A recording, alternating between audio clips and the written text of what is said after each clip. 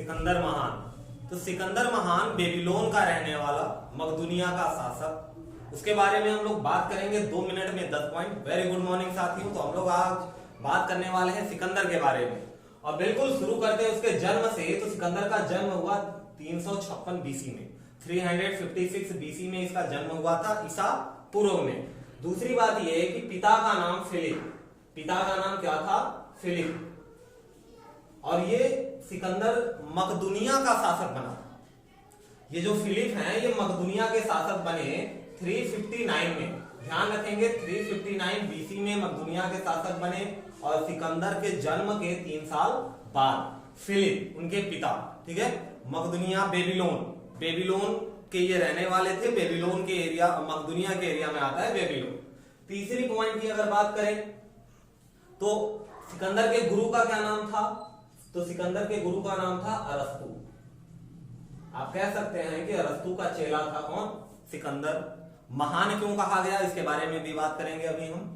तो चौथा पॉइंट है अपना, चौथा पॉइंट क्या है कि भारत विजय अभियान सिकंदर ने 326 ईसा पूर्व में, 326 बीसी में भारत विजय अभियान पर निकला था कौन? सिकंदर। और यहीं से ये सवाल बनता है कि सिकंदर भारत में कब आया था?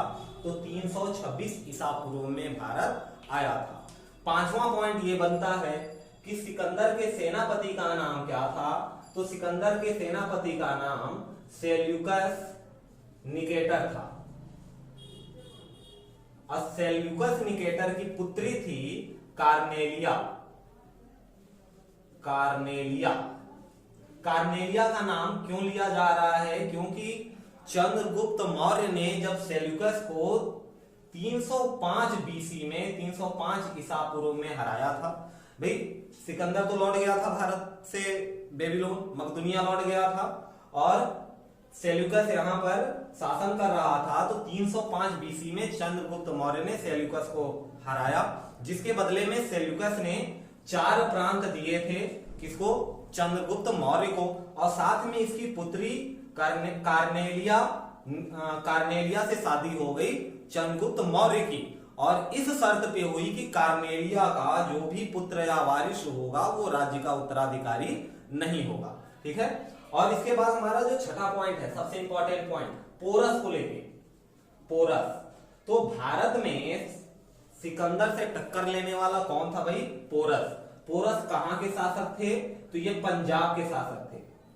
पंजाब के शासक पोरस ने इनसे टक्कर ली थी। और कहां पे? जैसा कि आपको पता है झेलम और ब्यास नदी के बीच में इनका युद्ध हुआ था। युद्ध कहें तो जब झेलम नदी में बाढ़ आ गई तो सिकंदर की सेना झेलम नदी को पार करने से मना कर दी थी। ब्यास नदी, उधर झेलम नदी और इधर ब्यास नदी, इसने नदी को पार करने से मना कर दिया, जिसे ये पोरस के साथ। हाँ, मेन पॉइंट यहाँ एक और गौर करने वाली है कि पोरस की सेना में हाथी थी, ठीक है, पोरस की सेना में हाथी थी। और सिकंदर के, जो सिकंदर है, इसकी सेना ने जीवन में पहली बार इतना बड़ा जानवर देखा था।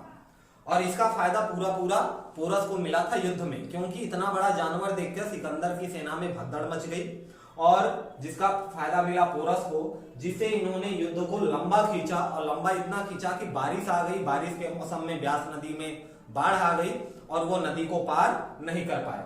सातवां पॉइंट यहीं से बनता है। तो बहुकेफला नाम था सिकंदर के घोड़े का।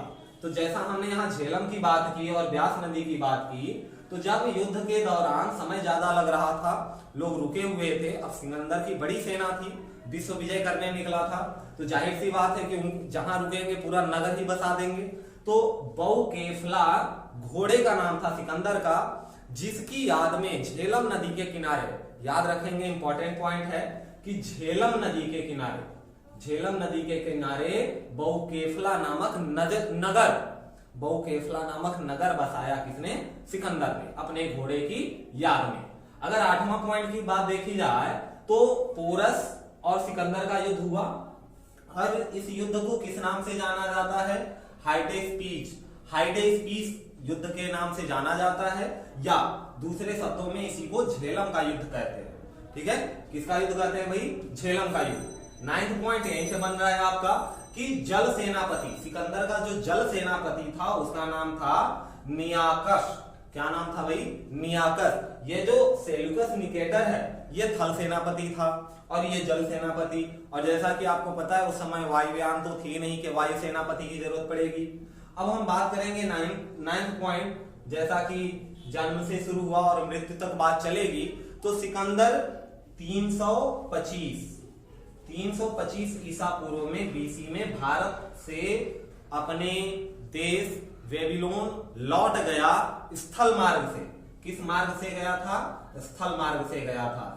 ये कभी कभी पूछा जा सकता है कि किस मार्ग से गया था, क्योंकि उसके पास जल सेना भी थी जिसका सेनापति नियाकस था। ठीक है, स्थल मार्ग से गया 325 में और इसी के 2 साल बाद यानी 323 बीसी में ईसा पूर्व में सिकंदर की क्या हो जाती है? मृत्यु हो जाती है। तो ये रही सिकंदर से 10 जुड़ी बातें। हाँ, इसके मृत्यु में एक बात और कहा जाता है कि जब सिकंदर वापस लौट रहा था तो यहाँ हरियाणा के कुछ जाटों ने अटैक कर दिया था, जिस युद्ध में सिकंदर चोटिल हो गया था, घायल हो गया था और वहीं उसके मृत्यु का वजह बना।